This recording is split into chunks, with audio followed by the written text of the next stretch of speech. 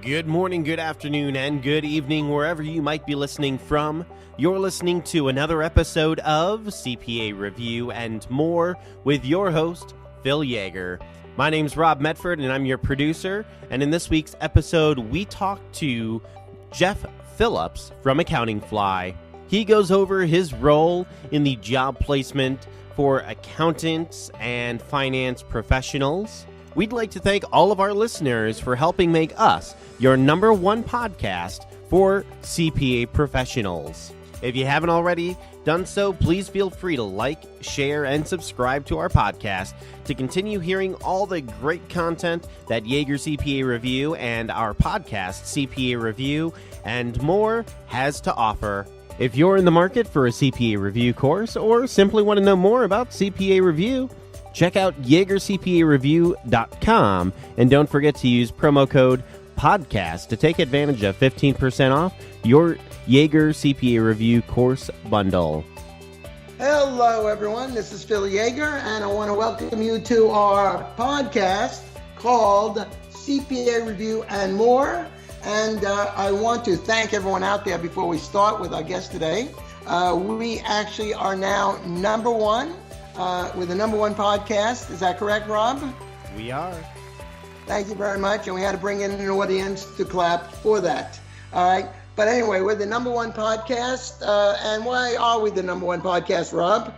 We have been rated number one out of the top 10 podcasts for CPAs based on the content we provide, the regularity of how we provide that content, being that we're right now one of the only ones that are actually producing a new podcast every single week. It's also based on our following base on social media platforms. And another reason is the terrific guests we are able to get.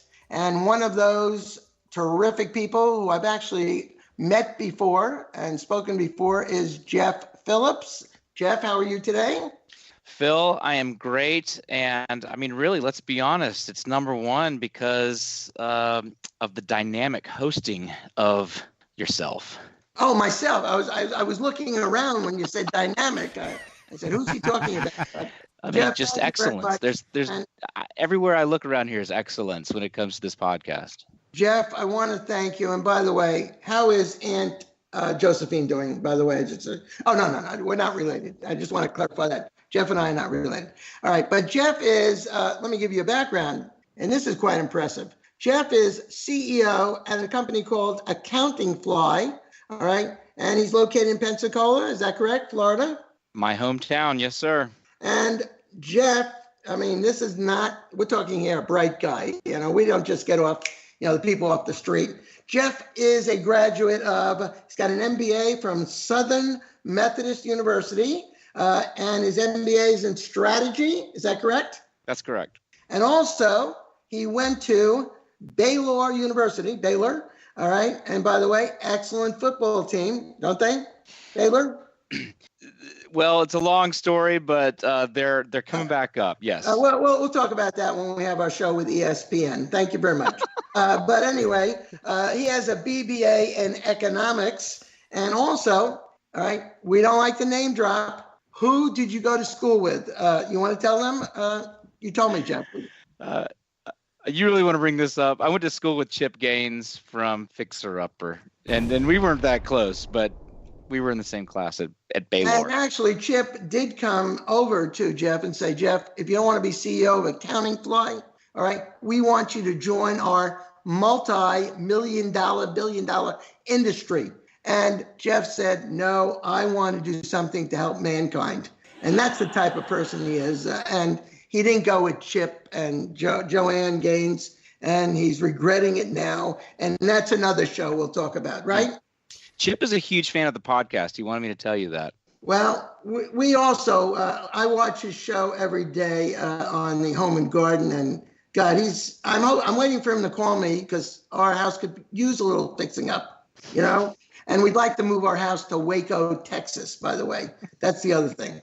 And I have nothing against Waco. It looks like a very nice place. But that's another story, and I'm probably going to get people writing in about Waco. All right, so let's get down to the why Jeff is here. Jeff actually the way I met him is he was publisher of was it a magazine? Or was it a blogger? What was it? Going Concern? What was that originally, Jeff? It's an online a website. It's a news site targeting specifically early career accountants, and Going Concern's been around for 10 years, Phil. And most of your articles are, what do the bloggers write about in Going Concern?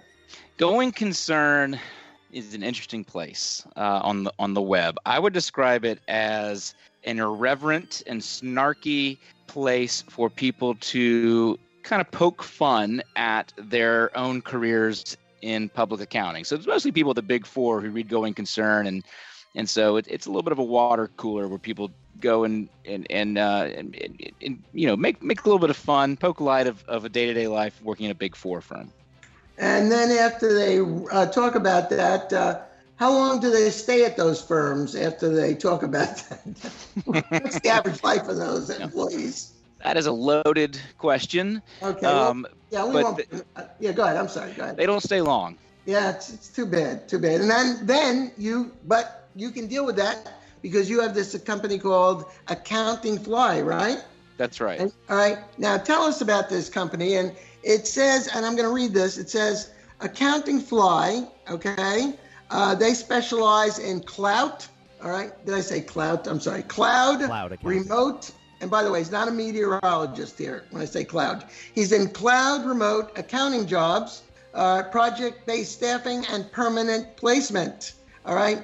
Tell us about Accounting Cloud. Did I say Accounting Cloud? I'm sorry. All right. Tell us about your company, AccountingFly. AccountingFly is a staffing company. We're an online platform, and we connect accountants and bookkeepers with job opportunities. So for if you're an accountant looking to switch jobs, we have a team of recruiters who can help you find your next great job, including remote or work anywhere jobs or jobs at outsourced accounting firms, traditional CPA firms. And if you're an employer, we bring a ton to the table. We use online marketing. We drive up qualified candidates, screen them, assess them, rank them, present them to you. And we do it at about 60% of the cost if you've ever used a traditional staffing firm. So I'm sure we can talk more about it later. But look, AccountingFly is here to help people find jobs. For example, these larger, like I guess Robert Half International, they place people, do they not, in the Big Four, the big firms? Do they get jobs for people in the Big Four? They do. Yep. And okay. Robert Half works a lot with corporations too. So if you're leaving the Big Four and going into, you want to work at Google, Robert Half probably help you out there. All right. Now, Robert Half gets people jobs. Do you have any statistics on the turnover rates that Robert Half, when they place people in those jobs versus when you place people in the positions? How does your turnover rate? Do you keep track of that? Do you do anything differently so that they'll like the company more, stay there versus leave as quickly as they do when they're placed by other agencies? It's a really good question, and we actually do. We have an exceptional track record. And since January of 17, of everyone we've placed at a client, 91% of those hires are still there. And if you run an accounting firm, you're listening to this, you know that is exceptional. The typical turnover just across the public accounting profession is the highest it's been in a decade. It's around 25%. And if you've ever worked with some of the larger staffing firms, you know that your turnover is probably greater than that. AccountingFly is very selective in who we work with. We're selective in the candidates we put in front of jobs, and we are the best in the business in terms of making that match and assessing candidates, and that's why we have that great turnover rate. But we're a lot smaller company than Robert Half, but we're winning there. I can promise you that. Well, what are you doing differently than Robert Half International that your placements are actually lasting longer? What's the average life of someone you place in a company staying in that company versus what the market is like? Can you tell me that? The market the market for millennial accountants is about 18 months of staying in a job, which is abysmal, in my opinion. Yeah. And so, we're too early to be able to know how long our average tenure is. However, it's at least 2 years, and so you got that's a big bottom line impact when a candidate's staying longer. We're just a younger company and don't have enough of a track record to say it's 3 or 4 or 5 years. What I do know is that most people, 25% of people are turning over in their jobs every year, and we're getting about 9% of people turning over their jobs. That's really excellent. It seems like the reason these other search firms, they still use that term, search firms, do they not? Yeah. Right.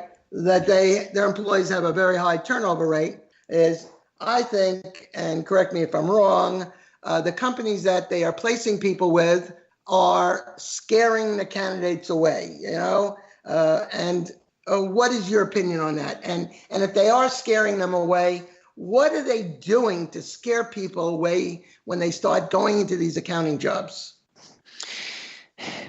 Well, so what I think we're going here is speaking to why is there a high turnover among public accounting firms? Is that correct. The question? Yes, it is. You're right. Phil, like I said earlier, right now is the highest turnover we've seen in over a decade among traditional public accounting firms. When you own a property like going concern, you actually get to ask the talent, what's the deal? And so the question that we ask the people on going concern is, why are you not sticking around in these firms? And I think there's a lot of things. One, I think it's tough to get a CPA. Tougher than in years past. There's a heavy experience requirement. I'm sure we can talk about that. But for me, it boils down to, I think most accounting firms are running off the best people and ruining accounting for these candidates.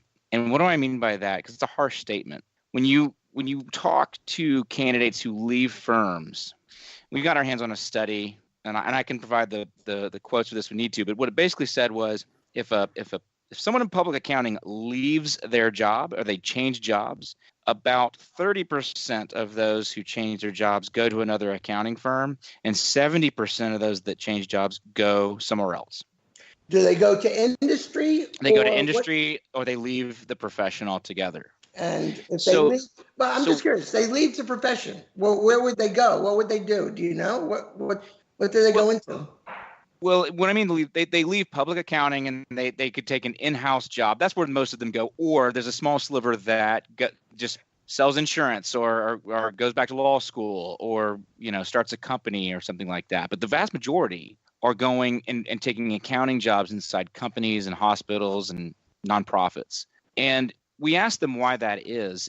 And so, it really boiled down to 3 issues. One was just a complete lack of work-life balance, overwhelming hours, overwhelming need to be on call for clients relative to the compensation that they are getting. So there's a general dissatisfaction there. And I think a lot of the firms didn't take the time to build, high quality workplaces or deal with the evolution of the workplace and what's changed there. But we've asked them, and it boils down to work-life balance, flexibility, and kind of a lack of vision and mission and culture inside these firms.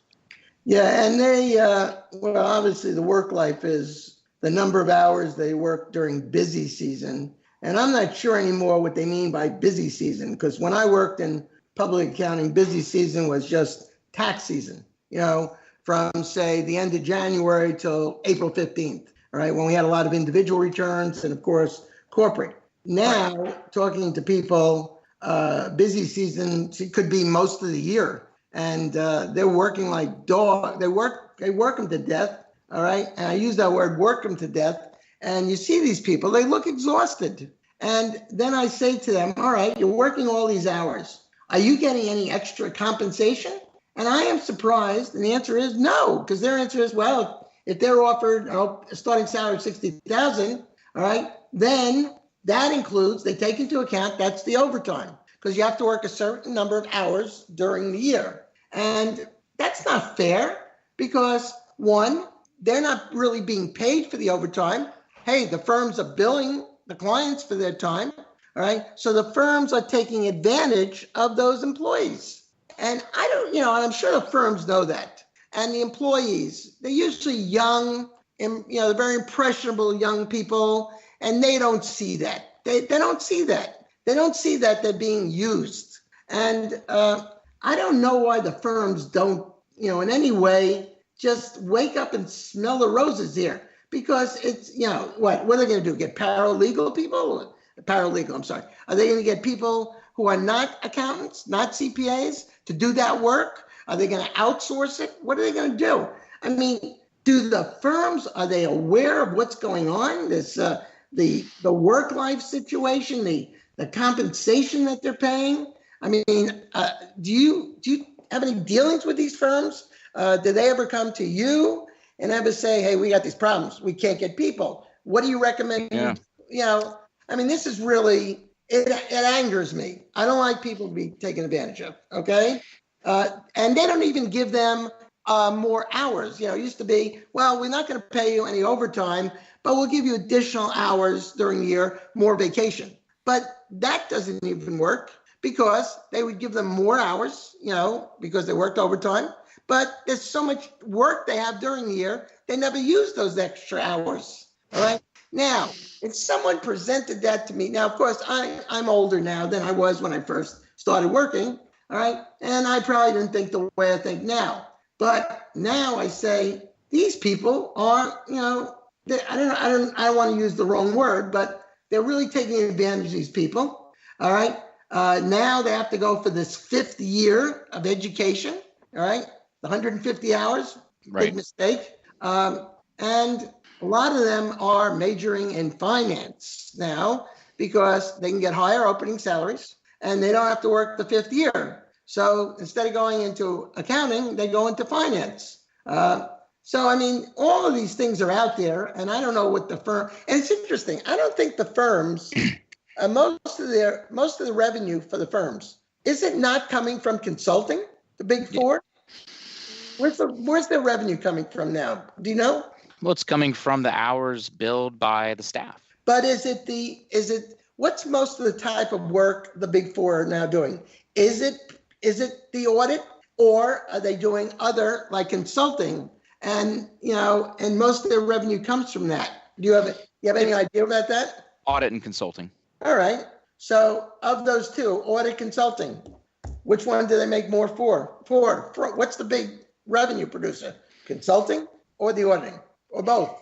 Well, I mean, I assume it's audit unless they have a big, robust consulting practice. But regardless, it's the same business model. It's a leveraged hierarchy model where partners at the top and there is an army of talent below.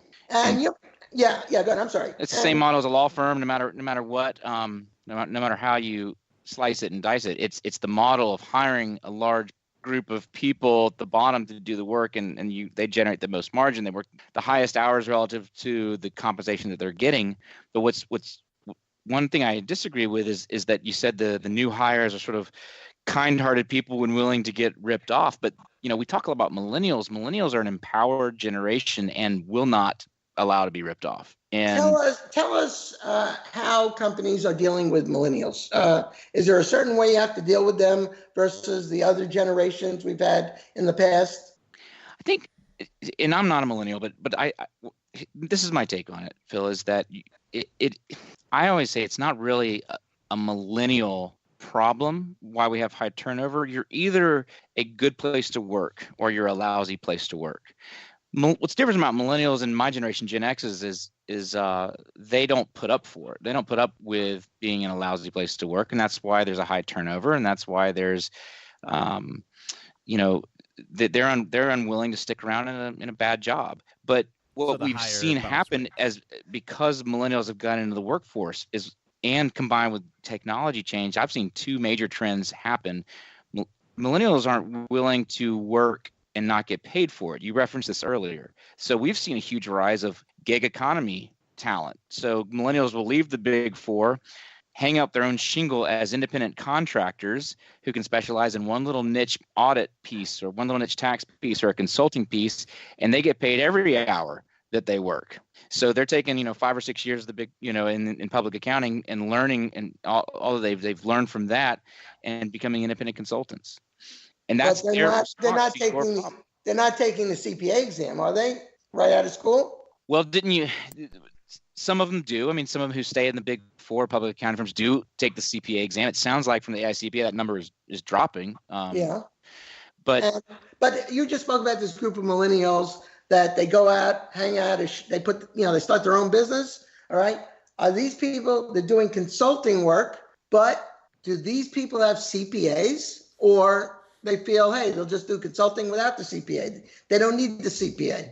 A lot of the freelancers that we know do have CPA. So they went ahead and completed the CPA and become, a CPA credentialed independent contractor with a specialty in revenue recognition standard, and go and do that project for companies for 8 months out of the year, don't work 4 months out of the year. But yeah, they're getting their CPAs. I mean, what we know is what's the the drop off of the CPA number, right? It's we're getting the same amount of college students majoring in accounting, but the number who start the CPA has changed, right? Right, exactly. And I guess it has to do one of the group, the millennials, as you say. Then, when I graduated, the thing was you got to get certified. You should take that CPA exam right out of college. It's an academic exam, and the sooner you take it, the information's in your head. It's going to disappear more as you wait. All right. Now, from what I understand, the millennials, there's no rush. And I don't know if they've come up with a solution to say, how are we going to get these millennials to take the exam out of school? And I don't think they have an answer for that. In fact, I don't think the AICP has an answer for a lot of the problems we are experiencing. All right. But anyway, let's just go back to your AccountingFly. Okay. All right. Now, the type of candidate that you are dealing with is who? Tell me who your candidates are. All right, where they're coming from, that they come to you, and how do they find out about you?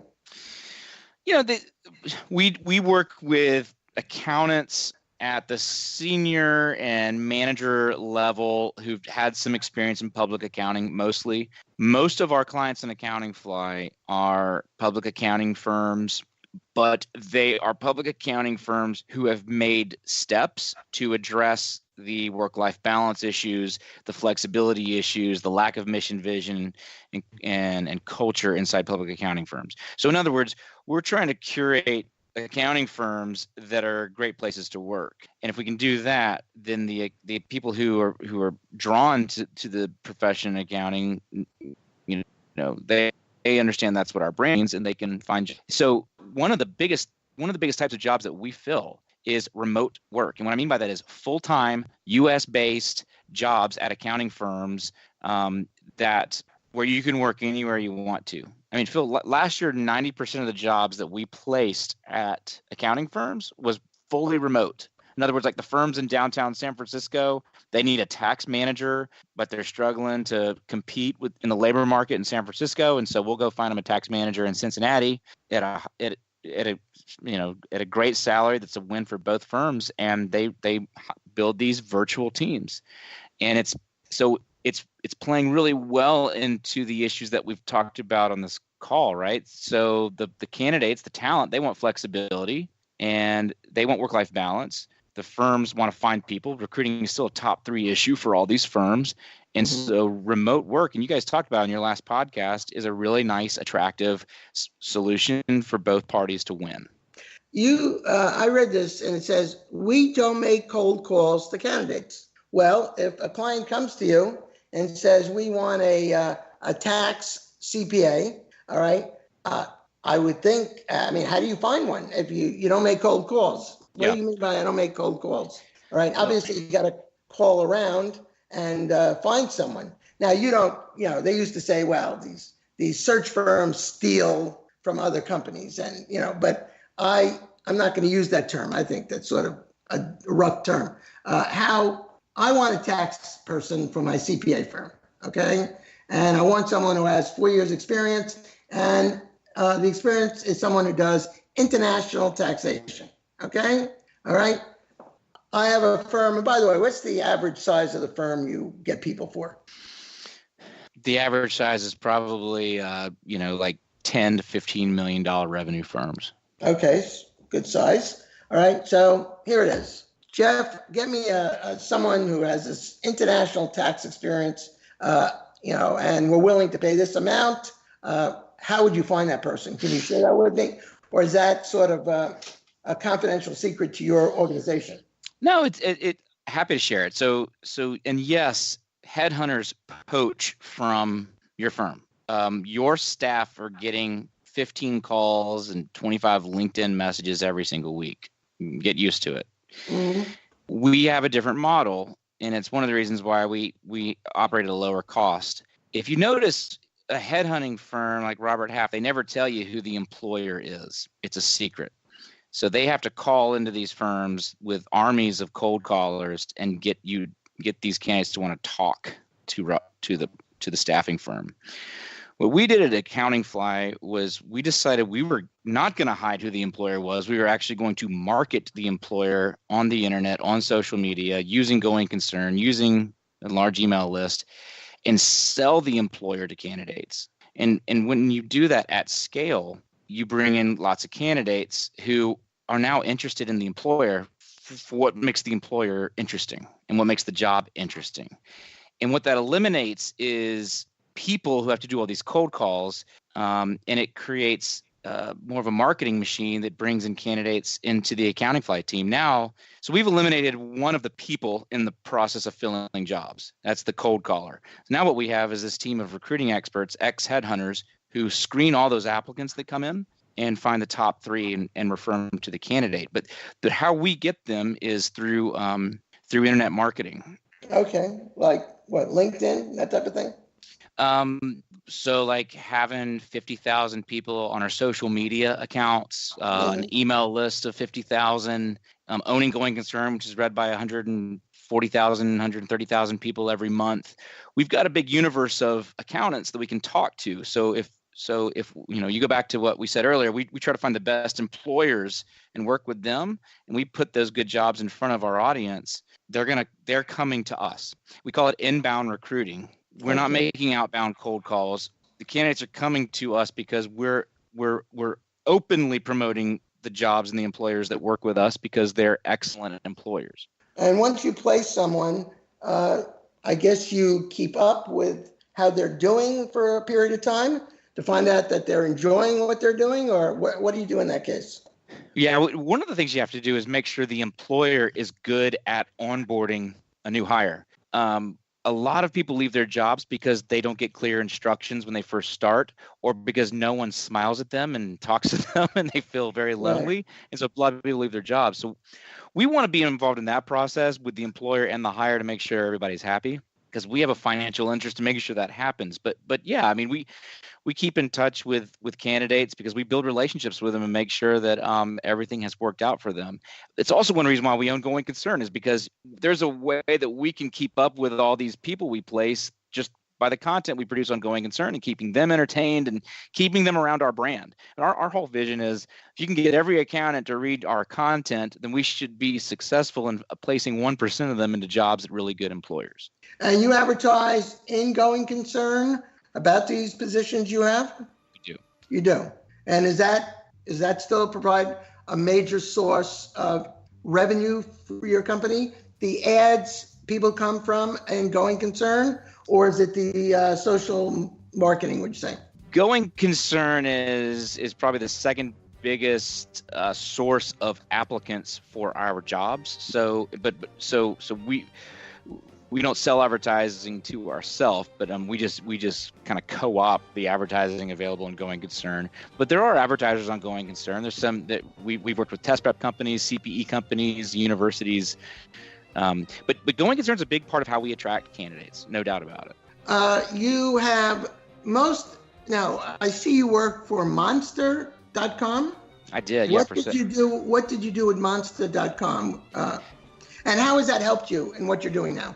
So I was a sales guy at Monster.com. I would sell recruitment solutions and then implement it. And one of the projects I worked on was H&R Block. I didn't realize this, but H&R Block hires tens of thousands of tax preparers, seasonal tax preparers every year.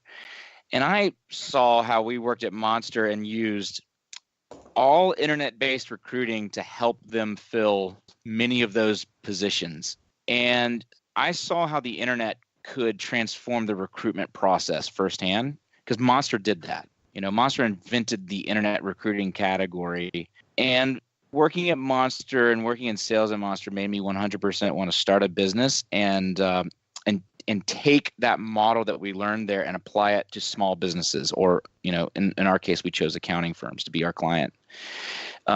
So I sold recruitment advertising at monster.com for 6.5 years. I was mentored by the best salesperson I know, and it changed my career. It's one of those jobs that you never forget having, because I was terrible at it at the beginning, and I had a really good mentor that showed me how to be disciplined and have a formula to succeed, and I carry that with me every single day at AccountingFly, because I'm the head sales guy at AccountingFly.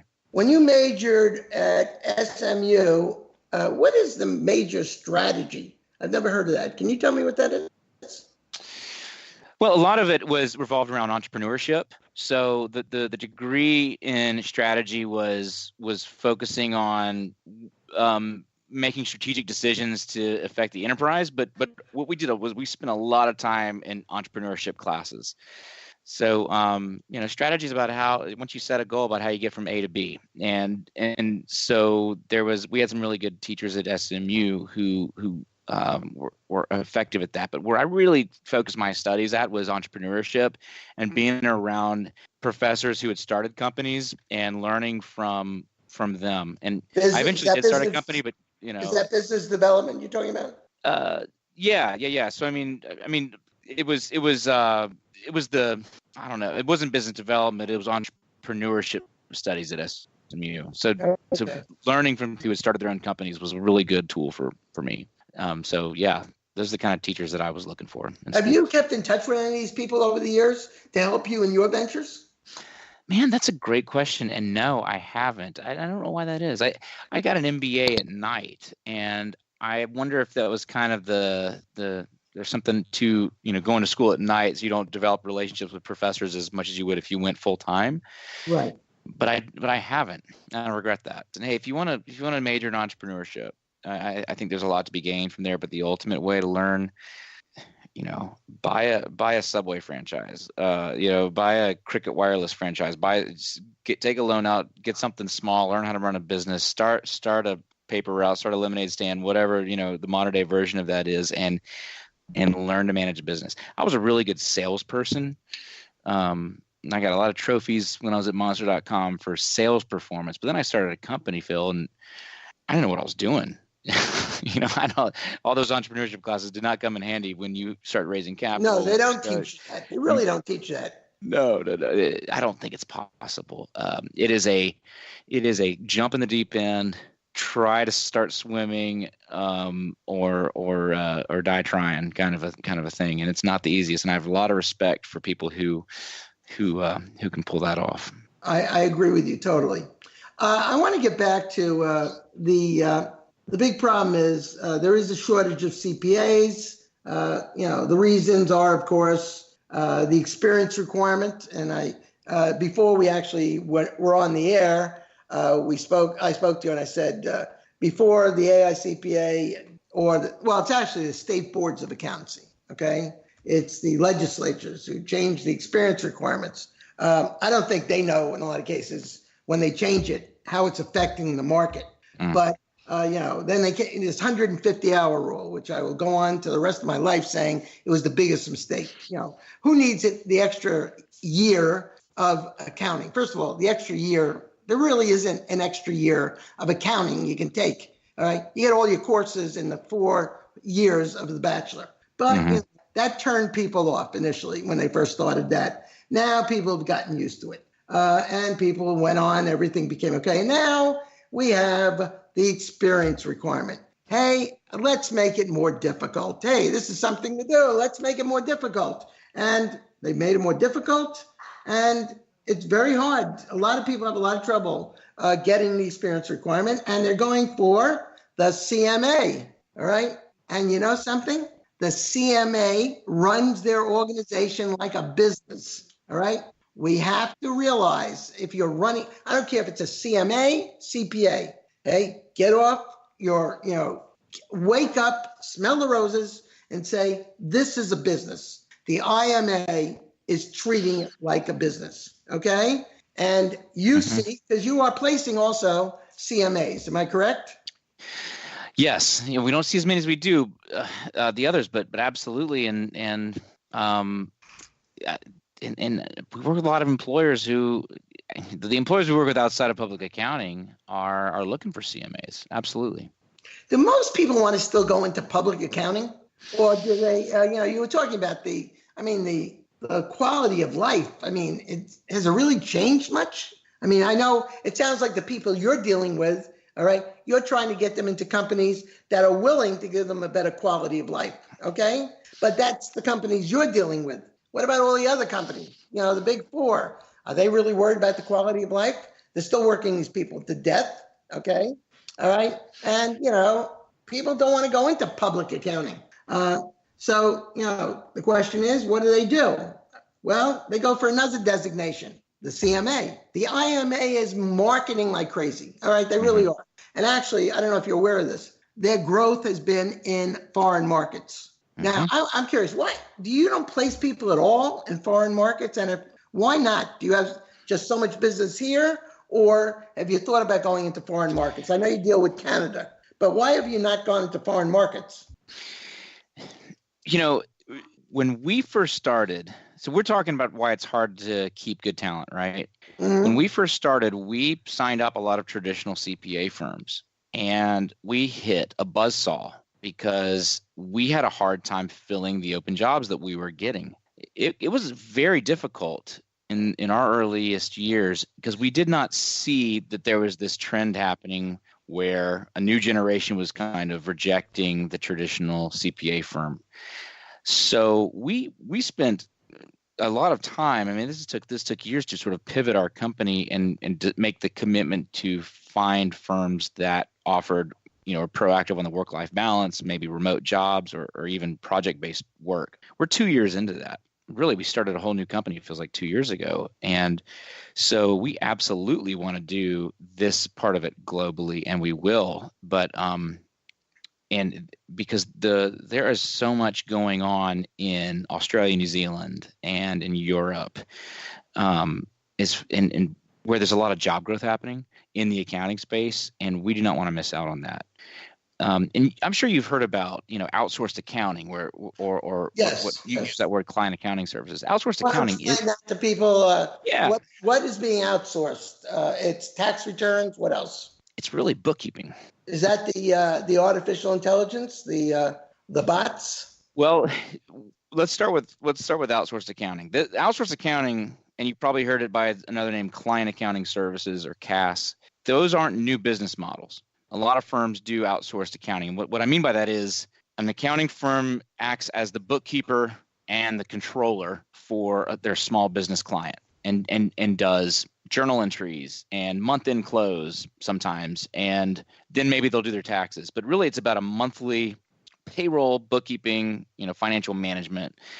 What has changed is companies have come along and brought a lot of the new technology and put services in the cloud that have given rise to small outsourced accounting departments can take on way more clients with fewer people because of the technology has made them a lot more efficient. And so you talk about companies like Xero, and who has brought a big shift in the market. And so when Xero came along and kind of put the bookkeeping in the cloud, we saw Intuit bring in QBO. We saw a lot of ancillary apps get developed, and we also saw a rise in startup accounting firms who were doing nothing but outsourced accounting or nothing but CAS. We work with a lot of those startup firms. And one of the things that they got right from the beginning was we can hire the best bookkeeper who knows the best technology and is highly efficient. And we don't care where they live. We're going to pay them a good wage, and they can live in anywhere in the country because we're going to build a remote company. And so, I know a lot of CPAs who are leaving a tax career or an audit career and going into outsourced accounting because it's profitable. There's recurring monthly fees. There's a lot of cool technology that makes you very efficient, and they're not working crazy busy seasons. And they're incredibly valuable to their clients. I work with a small cloud accounting firm that does, they're like our CFO, they're like our controller and our bookkeeper, and they do our payroll and our reporting. And I don't have to pay for a full-time CFO and controller and bookkeeper. Right. So this wave is taking off, and it's really happening in Canada and England, Australia, and you're seeing it happen in the United States too, where firms are really going in deep on outsourced accounting, making new commitments to that. We want to be the staffing brand for that trend, for the trend of outsourced accounting, cloud accounting, client accounting services, whatever you want to call it, because a lot of those jobs can be filled remotely, and there are a lot of people that want to work remotely and are willing to take even a pay cut to do it. Are they CPAs, or you don't need CPAs? You don't need as many CPAs as you do in the traditional model. Okay. We place a lot of bookkeepers, and I know bookkeepers that are making more money per hour than CPAs and public accounting firms at the same experience level, because bookkeepers have become in demand. So we know bookkeeping firms that are fully remote. They have employees that work all over the world, and they have clients all over the world, and they meet virtually like you and I are doing right now, and run highly profitable businesses with big recurring monthly fees. So I see that. I live in the world of careers, and I see accountants coming into the profession because they have a real passion for serving clients. They have a passion for business and money inside of a business. And this is a great home for them because it is not commoditized. It is unique. You're working with lots of different clients. It's hard work. Public accounting isn't easy, but there's a lot of value being created there. And what about people outsourcing tax returns? If you outsource tax returns, don't these people are these people, I guess they're up on current U.S. tax laws and everything. So who are these people? How do they keep up on this current stuff? They're not CPAs? Are they CPAs? These outsourced accounting practices might live inside a traditional CPA firm. And so they go out and sign up businesses where they do their monthly bookkeeping, and they sell them on doing their tax return because there's a CPA in the office who runs their tax department. So the outsourcing really, is in the United States. It's really, I got the impression you're outsourcing to India, or they're doing the work. But these firms that are doing this, you're outsourcing them. Actually, they're in the United States, correct? And Canada. Yes. And I think when people talk about hire remote talent, some firm leaders think we're talking about outsourcing to India or the Philippines. And no, I'm talking about outsourcing to Tulsa or Peoria or Austin or New York. And in American, U.S.-based accountants or Canadian accountants, depending on whatever country you're in, the talent is in your country. But because you open up the talent pool to anyone in the United States, you can find the very best person to fill that job. And if you run a CPA firm in Tulsa, you're no longer limited by the 4,000 accounting professionals that live in Tulsa. Mm-hmm. Let's find the best person in America for that job and give it to them and start to manage that team remotely. It takes a few minor adjustments, and you can serve a lot of clients doing that. Is this outsourcing going to hurt the CPA profession? Namely, these people don't need to be CPAs, so less people will be going for the CPA? Sounds like this may even hurt the CPA profession. Well, you're always going to have CPAs sign off on audits. You're always going to have CPAs, and EAs complete tax returns. I don't think that ever changes. Are we outsourcing audits too? Is that what you're talking about too? No. The question is does it negatively impact the CPA profession? Correct. What I think it does is it actually keeps disgruntled CPAs or people who thought they might want to get a CPA, keeps them in accounting, because there's a new wave of companies that are building attractive workplaces, and my company's keeping them in the public accounting profession by connecting them, matching them to these better workplaces, these quality firms. And that's so important because it is important to go work for a company and be happy. And I'm not sure employers understand that. All right, paying someone doesn't necessarily make them happy. There's other things, and you have to create an environment where people want to come to work every day. all right? I think the employers, you don't educate the employers, do you? Oh yeah, I speak. That's part of it. I speak year round, trying to spread the message of like what the talent is looking for to the employers. And I mean, and that's, you talk about going concern. Going concern's role in this role is to kind of poke fun and call those things out that the employers need to fix. And it serves a valuable role, I think, in our accounting world. Well, I'm glad you have going concern, because the worst thing is I have to get continuing education. And when I go sit at these continuing education meetings and then they have lunch, that's the worst part of the day. I have to sit with these people and talk to them, all right? They are the typical dry, dull people, okay?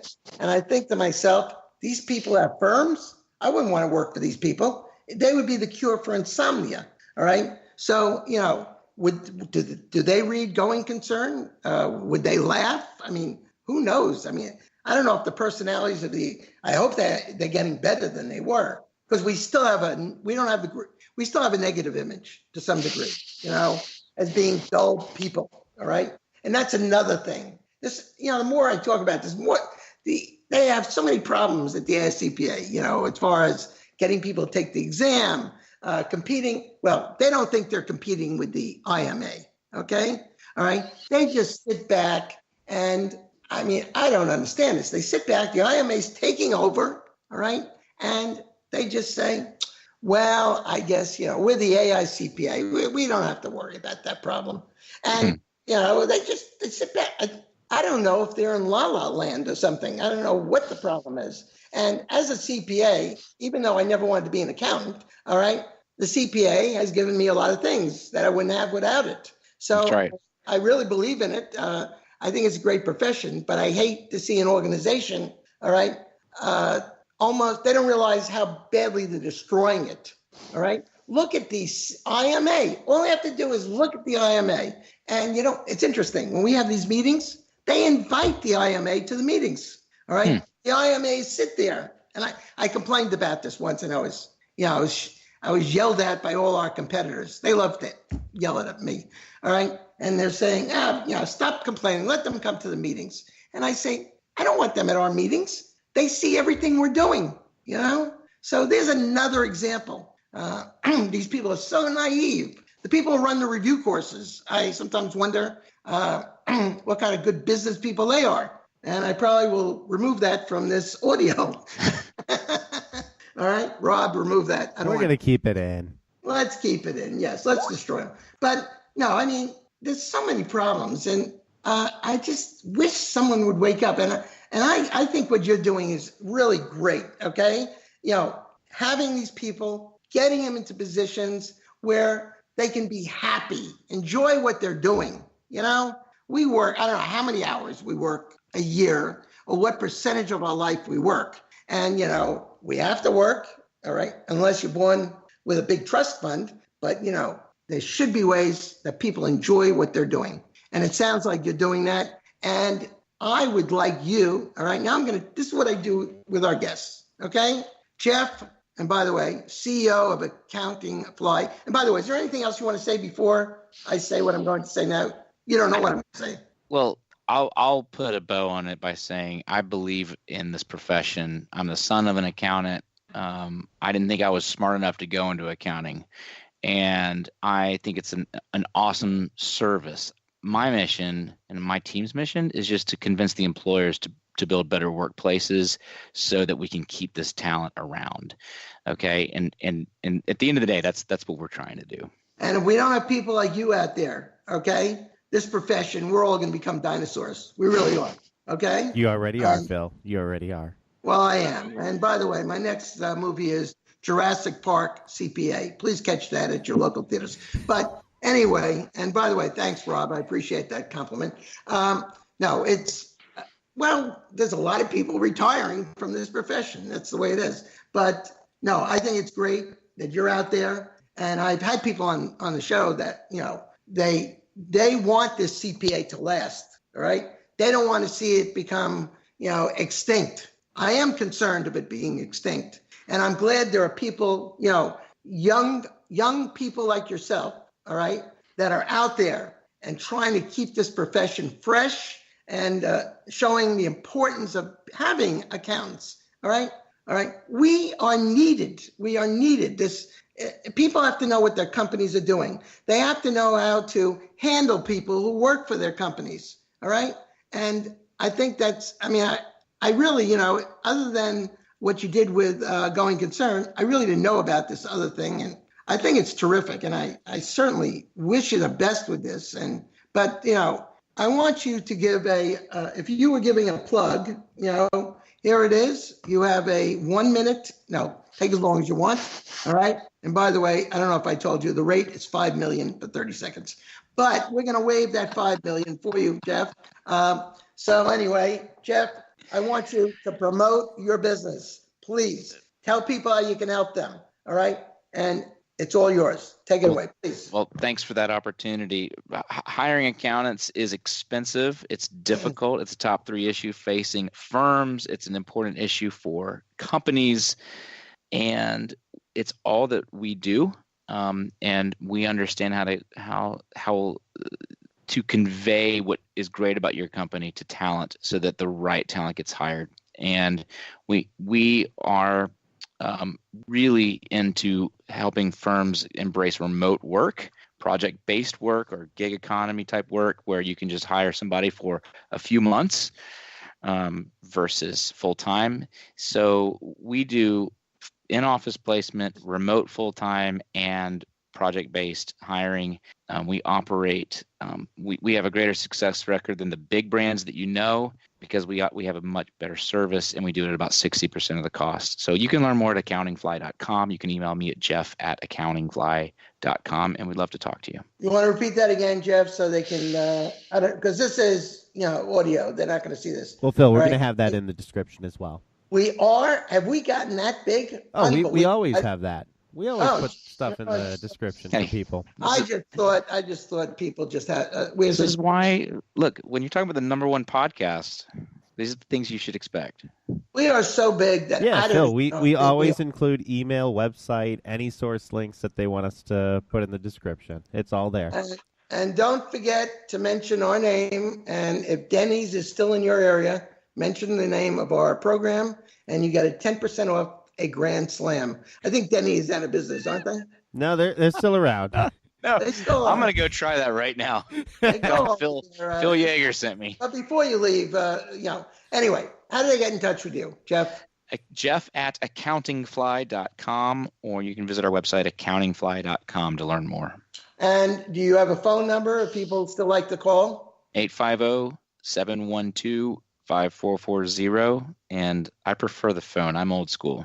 I agree with you totally. And I have to say, I have spoken, I don't know the last time I did speak to you. It's more than a year at least. In a few years. I just don't like everyone I talk to. This may be, I'm not a phony person that says, oh, yeah, he's my best friend. Hey. Well, Phil, this has actually been our longest show yet. We're at an hour 45. Well, Chip is my best friend. But, when I spoke to Jeff, I said, I got off the phone, actually, and I was supposed to talk to him again. And unfortunately, we didn't get together. But this man, very sincere. He wants to help people. He wants to keep this profession what it is. And give him a call. Hey, it doesn't cost you anything. If you're not happy where you are because you don't feel you're being treated right, okay? Jeff, he'll try to help you. If he can't help you, I'm sure he will say, thank you for calling, and, we can't help you necessarily, or he'll tell you, we'll give you some time. We'll try to see what you want. How do you do the interview on the phone? Is that how you do it? Video interviews. Oh, video interview. Okay. All right. And what's your standard interview as far as time-wise? 30 minutes. 30 minutes. Okay. And you don't charge for that? Not to candidates. We charge the employers. All right. Gee, you can't, sounds like a good deal, and I'll be calling you right afterwards because Rob is really annoying me. Well, I'm glad I'll be finding myself in the unemployment line. Yes. But contractors don't benefit from that. For Rob. He's looking for. What do you want to do, Rob? Oh, I'm going to stick with podcast production. Okay. And Rob does a great job, by the way. Rob does do a great job. I took you all the way to number 1, and now I'm being replaced. Seriously, Jeff. Anyway, Jeff, you're a good person, and I wish you the best of luck with your business. And, and I always say this, make a lot of money, all right? And you'll make a lot of money because you're out there doing a tremendous service for people, all right? All right. I can tell you're the type of person that's just not in this to make a quick buck and, and just do something for someone and get out. And this is a good person. I can tell he's a good person. Please give him a call. If at anything you think he can help you, and I believe if you can't help that person, you'll just tell them. You're not going to waste their time. So anyway, Jeff, take care, and you just have a good weekend. Oh, I'm not supposed to say this because you never know when this is going to be on. Anyway, I'll say it anyway. Have a great weekend, okay? And hopefully, do you get to the Washington, D.C. area? A couple times a year, Phil, and I'd love to look you up. And I really appreciate you guys having me on. This has been a lot of fun. Absolutely. Well, thanks for being on with us, Jeff. Yeah, it's really, hey, Jeff, you got a great sense of humor. You really do. Jeff, very quickly, tell me about your family. You're obviously married. How many children do you have?